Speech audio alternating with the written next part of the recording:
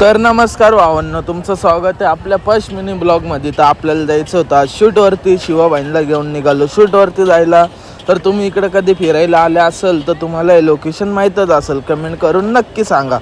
तर भावांना फिरत फिरत फायनली पोचलो लोकेशनवरती. तर आपल्यासोबत होता शिवा, आपले सर आणि हा आपला सेटअप. तुम्ही बघू शकता, निक शिंदे, रितेश कांबळे यांच्यासोबत आपला एक सीन होता म्हणून आलतो आपण भावांनो. तुम्ही बघू शकता शिवाबाईला सेटवरती एक मुलगी आवडली. तो सॅम भाईला बोलत होता आपलं काय होईल का.